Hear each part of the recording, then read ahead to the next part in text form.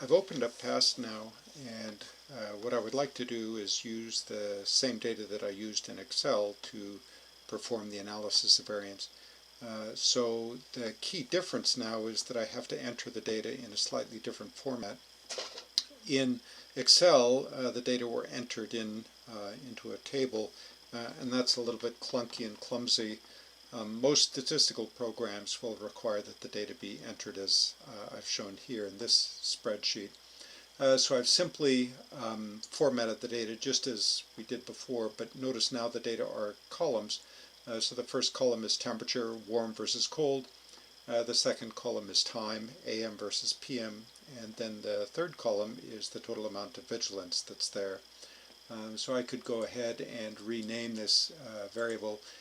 In order to rename this column, instead of calling it column C, I'm going to click over here on the columns attributes button, and I'm going to give it a name, and the name I'm going to use is vigilance. Okay, I've done the same thing with these other columns over here, temp and time. Notice over here that very first row, when I have the column attributes clicked, is the type. And you can click on this little dash and it drops down a little menu there so that you can indicate what sort of variable it is. We're going to leave it as it is, right, so that we know that these are simply numbers. Over here, though, it's important that I make sure that I have groups, because we're using these data to define factors, or to define the groups. And in this way, program past will know that these are going to be the factors, the groupings that we want to use.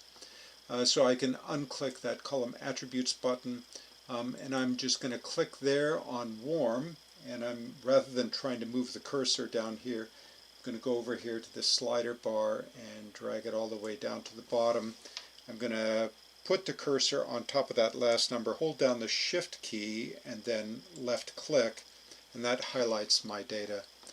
Now, in order to perform the analysis of variance, I simply go up here to the top where it says univariate, and I'm going to drop down to Anova, and I want a two-way analysis of variance. So I'm going to click that, and it gives me a little window. I will drag that over here, and here are my Anova results.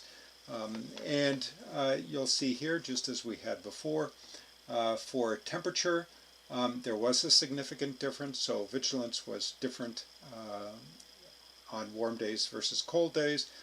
There was no significant difference with respect to time. The p-value is 0.75, and remember it needs to be 0.05 or smaller. And then for interactions, that too was significant. It is smaller than 0.05, so I do have a significant interaction term. I can look at a graph of means, and there I have vigilance. The red one indicates PM, and the black one is in the AM, warm and cold. And you'll notice that those lines cross one another, and that indicates that there is significance. So on a cold day, vigilance seems to be less in the morning than vigilance on a warm day, and it's the flip on a warm day. I can also change the factor order over here, so I can do something like that. But in any case, it shows you, you get a good sense of what that looks like. Then we can perform Tukey's post hoc test, which is Tukey's honestly significant difference test.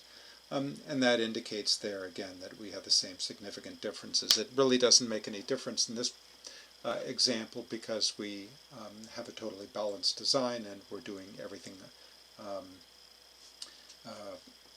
in a fair and unbiased way. So we really don't need to pay any attention to this. Alright, so there you have it. When you do these graphs, you can export this graph, you can copy it, print it, and do all of that sort of stuff. You can change the graph settings if you want to change how this thing looks. But all that is available to you. It's pretty straightforward, easy to use, and it's a lot friendlier, I think, than trying to do all of this in Excel.